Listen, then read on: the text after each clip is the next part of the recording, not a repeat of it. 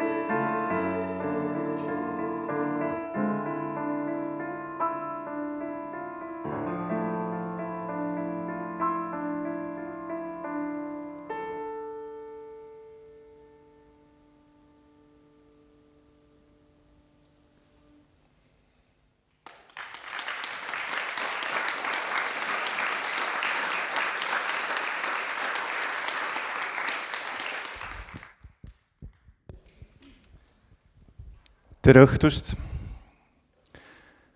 Suurpõgenemise teema on niivõrd suur, et me kindlasti ei suuda ühe õhtuga ammendavalt seda ka käsitleda, me isegi ei hakka püüdma. Aga meile tundus, et see laul, Eduard Tubina laul Marie Underi tekstile, Tule ase, oma tekstiga juba ainuüksi on sügis, üle minu kambri tühjaks jääva ja igatsusest ja kõigest sellest, millest see jutt räägib, võtab võib-olla kokku vähemalt ühe tundmuse, nende inimeste tundmuse, kes 1944. aastal läksid. Aitäh Hiivile selle avasõna eest, aitäh tänast kontserti korraldamast juba ette. Minu jaoks, ma pean isiklikult ausalt tunnistama, on see uus teema. Ma ei ole kunagi tundnud selle vastu sügavat huvi, sest et see pole mind isiklikult puudutanud, aga see kõik muutus sellel hetkel, kui ma hakkasin tundma huvi Eduard Tubina muusika vastu ja eriti sellel suvel, kui ma kirjutasin temast raamatut, selle käigus oli vaja välja otsida palju daatumeid, eluaastaid tema sõprade, kolleegide, tuttavate daatumeid, sünni- ja surmadaatumid. Ja kui ma neid järjepanu niimoodi välja otsisin, siis ma tegelikult olin šokis sellest, et absoluutne enamus neist on sündinud Eestis, aga oma eluteed jätkanud väljaspool Eestist. Ja sellest numbrist, millest räägivad uuringud 70 000 inimest, kes suurpõgenemise käigus läksid, põgenesid Eestis 70 000. Nende hulgas oli tohutult palju muusikuid, kultuuritegelasi. See on tegelikult hoomamatu. Mõned uuringud räägivad, et peale 44. aastat jäi Eestisse ainult 37% tegevmuusikutest.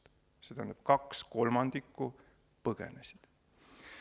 Ja ei ole liigne öelda, et põgenesid igalt erialalt, kui rääkida muusikutest, tipud, säravamad, anded, lauljad, instrumentalistid, dirigendid, heliloojad, igas vanuses, mitu põlvkonda, veel väikelastega selles osas, võib-olla võib Eduard Tubin meile olla täna teejuhiks sellel retkel, kui heita pilk nendele inimestele, kes põgenesid. Eduard Tubin põgenemise hetkel oli 39-aastane, tal oli teisest abielust väike 2-aastane poeg Eino ja täpselt sinna sadamasse viimasel hetkel tõi ka tema esimene abikaasa poja esimesest abielust, 14-aastase Reinu toona. Ühena viimastest said nad põgeneda ja jättis ta selja taha tegelikult väga viljaka esimese elupoole, mille jooksul kujunes temast tegelikult Eesti muusikaelu üks juhtfiguure. Ja võib-olla selle jaoks, et natuke anda vormi meie tänasele õhtule, heidame pilgu veel tagasi, et küsida, kes olid need inimesed, kes põgenesid, näiteks Tubina põlvkond parimas elujõus, nagu tema, nagu Olav Roots, nagu kõik need väljapaistvad inimesed, muide ma pean siin ka kohe ütlema, et pikalt on olnud ringluses selline teadmine, et väga suur osa nii-öelda intelligentsist põgenes. Tegelikult oli alla 10% põgenikest neid, kes olid tõesti loomeinimesed väljapärast, et see inimeste arv, kes põgenes, on tohutult suur, neil on igal ühel oma lugu ja üldistada on kõige tänamatum asi, nii et seda me täna teha ei püüa, aga vaadates konkreetselt Tubinat ja tema lähikondlust, siiski joonistuvad välja mõned väga huvitavad jooned, mida me jagame. Nii et meie järgmiseks muusikaliseks palaks on tegelikult 2 päris esimest Eduard Tubina soololaulu, mis on kirjutatud.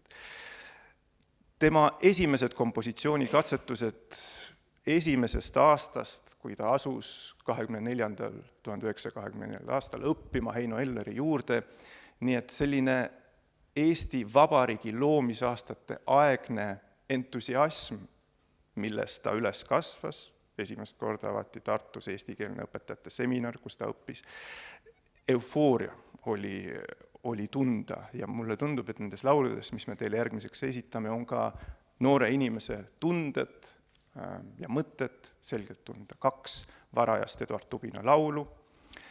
Esimene neist on Õhtul ja teine Luitel, et ei läheks sassi. Nii et Õhtul ja Luitel. Esimene on Ernst Enno tekstil ja teine on Villem Grünthal-Ridala tekstil.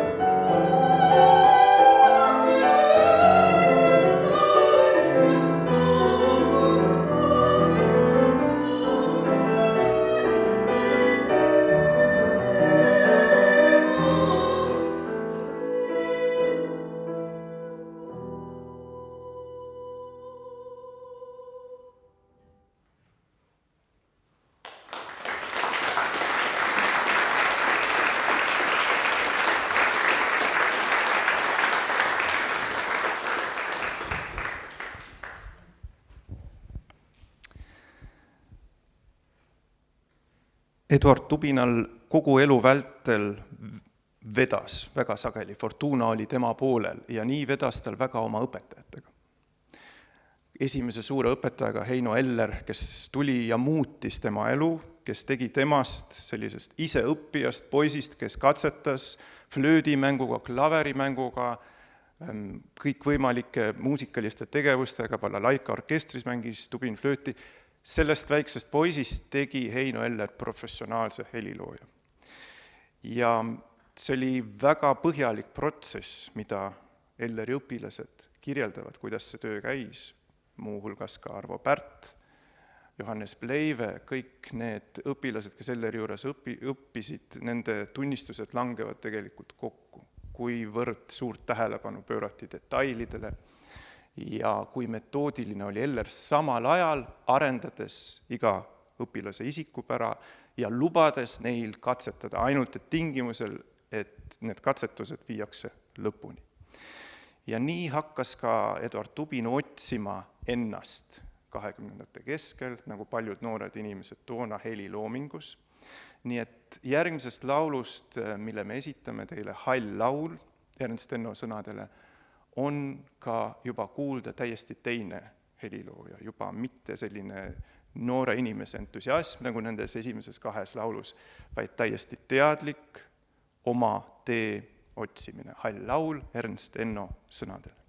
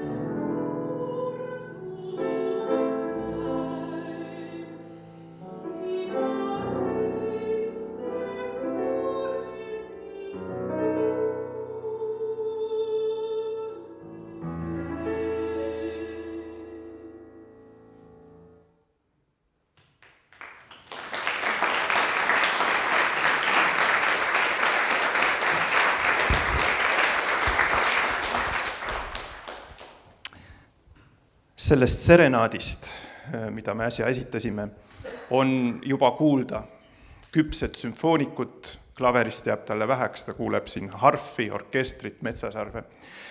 Ja võib-olla see küllus, see helide küllus, mis selles palas oli, võib tähendada ka seda, kuivõrd rikkalik oli nende 20. ja 30. aastate kultuurielu toona Eestis. Igas valdkonnas, kirjanduses, maalikunstis, muusikas toimus tohutult palju ja need noored inimesed Tubina ümber, kes praktiliselt kõik põgenesid, Olav Roots, lauljad, täiesti uus põlvkond lauljaid Tartus Vanemuise teatris.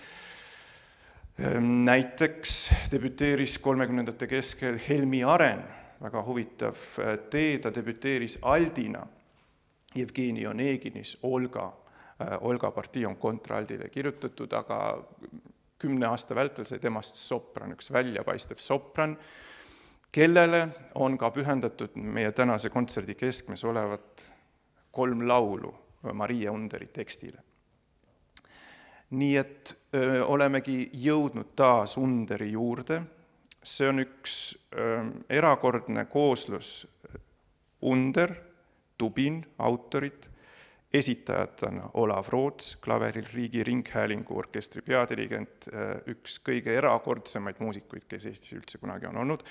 Kõigi nende teoste ja väga paljude teiste teoste, mida me täna esitame, esmaesitaja, mida tähendab, et mingeid salvestusi mõistagi ainult tema mängis kõik on tema kanda, samamoodi esiettekannetel dirigent, fenomenaalne dirigent, kes juhatas Tubina sümfooniaid esiettekandel peast.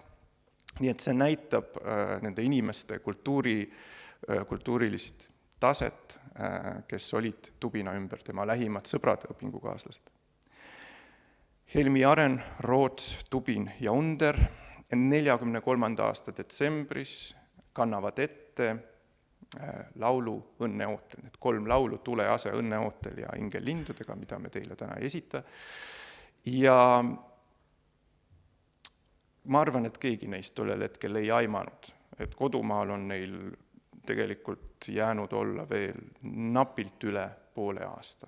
Kuigi kunagi ei tea, näiteks helilooja Gustav Mahleri kohta öeldakse ka, et ta aimas ette, kuigi ta elas 20. sajandi alguses, siis ta aimas ette seda, mida toob 20. sajand oma katastroofidega. Nii et võib-olla siiski selles Õnneootel laulus on ka tunda aimdust sellest, mis neid ootab ees. Õnneootel.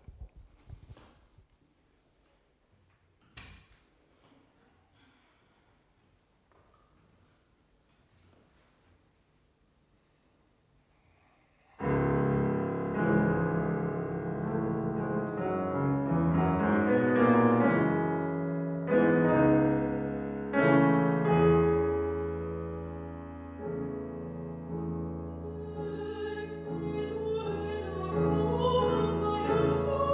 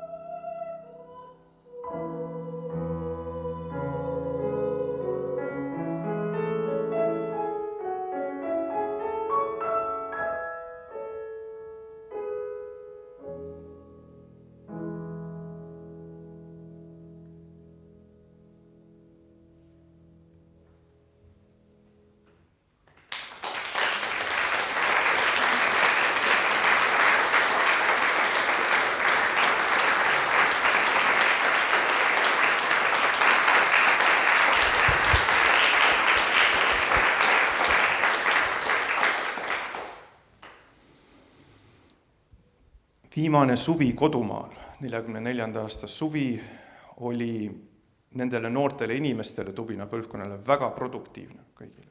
Tubin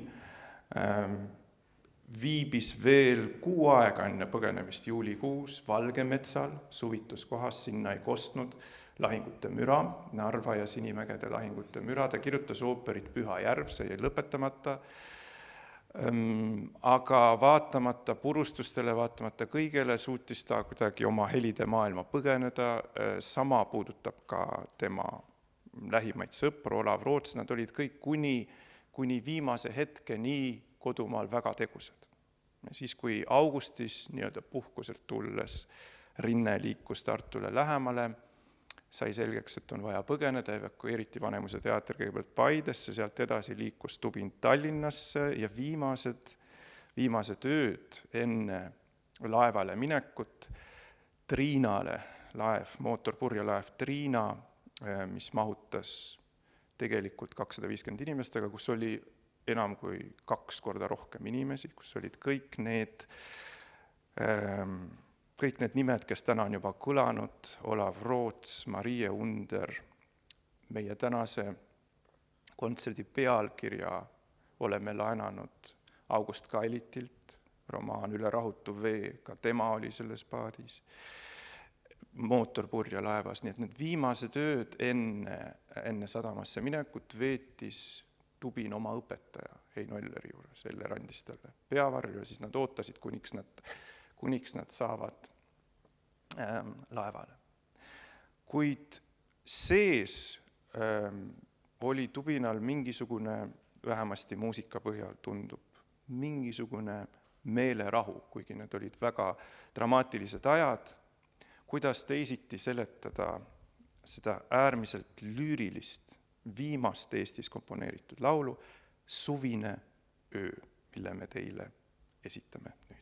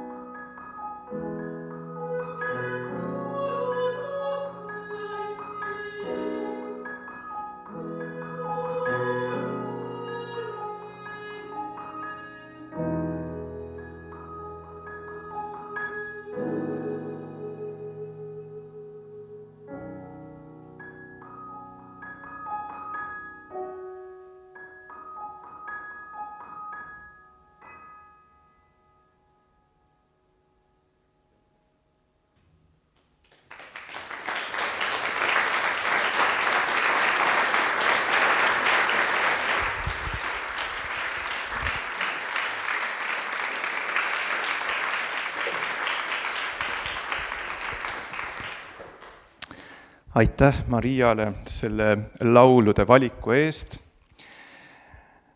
Me liigume muusikas ja ajas edasi ja mul on väga hea meel, et meie tänasel kontserdil on meil ka üks külaline siit samast majast Mubast, Emmanuel Teppo, 11. klassi õpilane, kes esitab meile ühe väga erilise tubina pala, mis on küll juba komponeeritud Rootsis, variatsioonid Eesti rahvaviisile. Nii et see näitab seda, et kodumaa jäi tubinaga alati, see oli temaga alati kaasas, alati tema mõtetes, olgugi, et ta kirjutas suuri sümfooniaid, kuskil kuulmata kumiseb kodu, see kehtib tema kohta ka.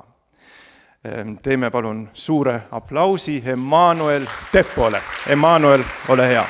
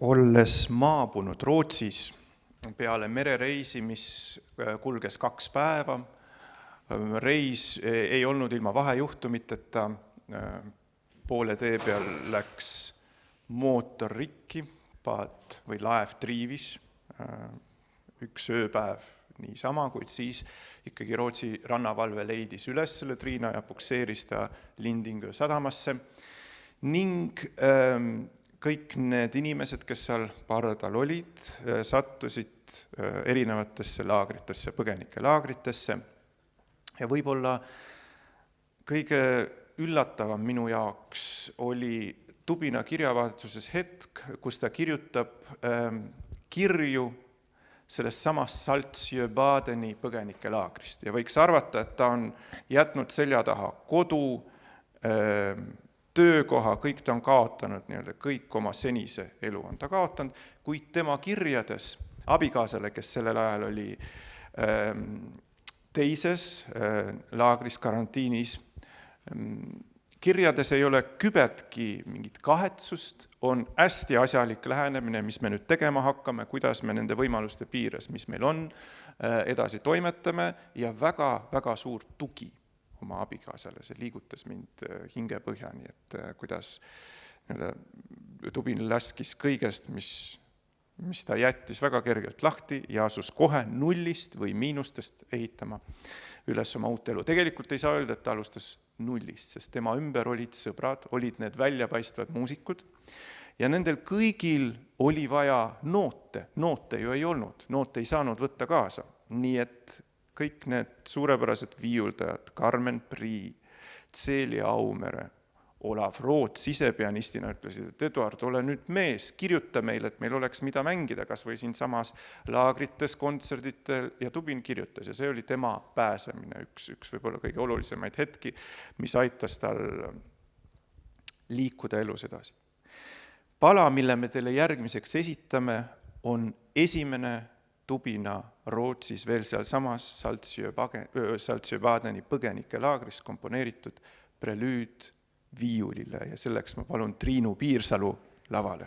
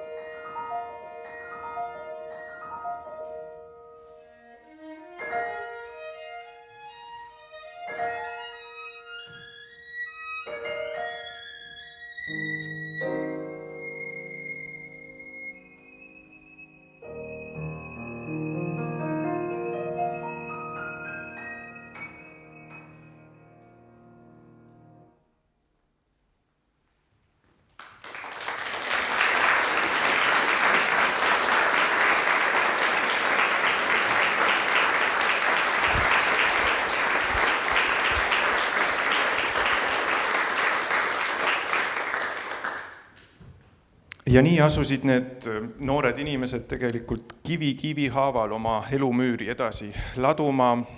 Rootsi oli väga paljude jaoks vahepeatus, sealt kandis elu neid igasse ilmakaarde laiali, Olav Roots Kolumbiasse, Celia Aumere, kellele on seesama prelüüd pühendatud Ameerikas, Tubin jäi Rootsi, paljud liikusid edasi Saksamaale, nii et väga raske oleks võtta kuidagi kokku, kuidas neil läks nii-öelda uues elus, läks väga erinevalt, igal ühel on oma lugu, ja siin ei saa mingeid üldistusi tuua. Eduard Tubinal läks kahtlemata väga hästi. Kui mõelda selle peale, et miks nad põgenesid, miks, see on üks küsimus, mida me täna veel ei puudutanud, siis jällegi igal ühel olid omad põhjused, miks nad Nõukogude võimu eest põgenesid, kuid selle järgmise loo põhjal, mis me teile esitame, see on Eduard Tubina esimene viiulisonaat, on tegelikult meil üks vastus väga selge. Viiulisonaat on kirjutatud väljapaistvale viiuldajale Evald Turganile, üks Johannes Paulseni viiuliklassi õpilastest, see oli enne sõjaaegne Eesti viiulikoolkonna tipp, kõik viiuldajad, neid oli palju, 6-7 väljapaistvat viiuldajat, rahvusvaheliselt, kellest praktiliselt kõik põgenesid, kuid Evald Turgan ei põgenenud, kuigi tal olid ka pääsmed Triinale, aga Turgan ei läinud sellepärast, et ta ei saanud jätta oma abikaasa vanemaid maha, kuigi tema enda ema oli põgenenud. Ja Turgan jäi ja ta sai mõned kuud Tallinna konservatooriumis õpetada, kuniks siis 1944. aasta detsembris peale kaebamise tulemusena arreteeriti Turgan ja saadeti Siberisse magada. Ta tuli sealt küll tagasi, aga ta ei mänginud viiulit avalikult enam kunagi. Nii et Tubin ja ilmselt kõik tema eakaaslased adusid, et neid oleks oodanud väga suure tõenäosusega sama saatus. Sest neil kõigil läks väga hästi põgenemisele vahetult okupatsioonide ajal, nii Nõukogude okupatsiooni ajal kui Saksa okupatsiooni ajal. Kultuurielu oli väga aktiivne, neil oli palju tegemist, nad said preemiaid, tellimusi, mängisid palju kontserte. Ainuüksi sellest oleks juba piisanud tegelikult, et saata Siberisse. Nii nagu näiteks Heino Elleri vend Aleksander Eller, kes töötas täpselt sellel ajal, kui Eduard Tubin oli Vanemuise peadirigent, oli Aleksander Eller Vanemuise teatri direktor ja samuti 45. aasta alguses kohe esimese lainena arreteeriti ka tema. Tubin säilitas oma loomingulise vabaduse, kõik tegelikult tema eakaaslased, tema sõbrad, lähedased said sama, sellel oli oma hind. Hind oli see, et nad jäid eemal seisjateks selles uues kultuuriruumis elu lõpuni. Nad jäid ikkagi võõramaalasteks sõna otseses mõttes, kuigi ametlikult oli ta Heliloojate liidu liige ja kõik, aga omaks ei võetud teda lõpuni kunagi. Olav Roots näiteks, dirigent, kes on muide ka selle sama sonaadi, mida me nüüd just esitama hakkame, esmaesitaja otse loomulikult. Tema sugust muusikut Rootsis ei olnud tollel ajal kindlasti kaugelt, ei pianisti, ei dirigendina sellise kogemusega, kuid selge, et Rootsis ei saanud Roots ühtegi nooti dirigeerida, pianistina ta sai jätkata oma teed, aga orkestri ette teda ei lastud. Nii et selles mõttes on ikkagi see lugu Tubina vaatest õnneliku lõpuga. Tubinal oli õnne väga mitmel hetkel tema elus. Ja ma arvan, et see sama viiulisonaat, mis on küll varasem teos 36. aastast, mille me tänase õhtu viimase teosena teile Triinuga esitame, võtab kokku kõik mõtted, emotsioonid, mis temas võib-olla sellel ajal olid, kaasa arvatud aimdus sellest, mis teda ootab tulevikku vaatav pilk. Tubina esimene viiulisonat.